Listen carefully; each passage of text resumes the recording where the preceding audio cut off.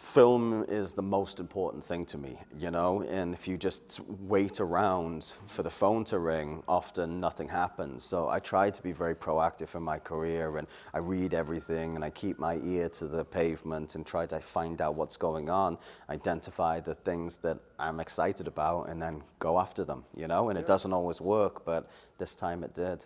Because I actually find interviewing actors throughout the years, that's usually what you're doing is harder when you, sometimes they get offered things and it's not very good or something, but when they find a role they want, that's the hard part, because they might have someone else in mind, or everyone's chasing the same role. Yeah. So it is hard actually to do what you're doing. Everybody, you know, if you really are passionate about filmmaking and storytelling, everybody recognizes the good stuff, you know, and there's just not enough of it to go around, unfortunately. So yeah, competition's fierce, and you better be hungry, and you better put up a fight. If you've decided that this is what you're going to dedicate your life to, and you want to, you know, do it at a high level, then you're going to have to fight every day to get your piece of the pie. And this, I had such a connection both to the Arthurian legend from growing up. It was very important to me. It was like one of those narratives, and I would, you know, I read The Once and Future King, and I watched Excalibur over and over again.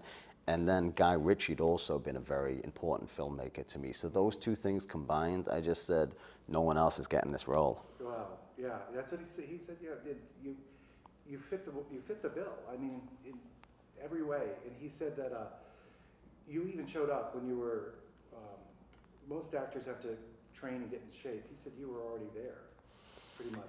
Well, as far as physically. Well, I mean, when I initially met Guy, I was very concerned about the physicality, because I had been shooting the last season of Sons of Anarchy, and I'd lost a lot of weight because the character I was playing was going through this immense trauma in his life, and so I lost a lot of weight to try to show like the physical manifestation of that.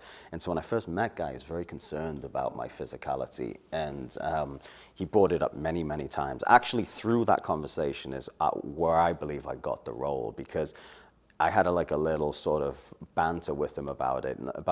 We met initially, and he asked me about my weight several times, and then he invited me to come and do a screen test, and there were a couple of other very successful, famous actors at this screen test, you know, and it's all very awkward because you're in your separate rooms, but you keep seeing each other going in and out of Guy's room, and it's like a real sort of pressure cooker competition situation. And so I was looking at these guys like, all right, so that guy's here, is he? Oh, that dude's here, is he? Okay, so the competition's fierce.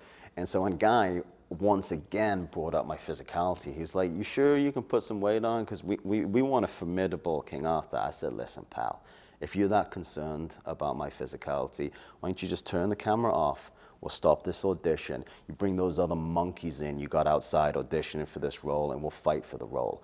And whoever comes out of this room gets the role. And he just I saw this little glint in his eye, and I could just see him say, that's King Arthur. That's the attitude that I want. And he goes, all right, get back to work, read the scene again. And I thought, in the back of my mind, I thought, I might have just gotten the role. And I asked him about it after, and he said, absolutely, that's the moment you got the role. So your own audition, the way you, on your terms. That's right. So that's the message to all those people out there. Just fight for the role, literally.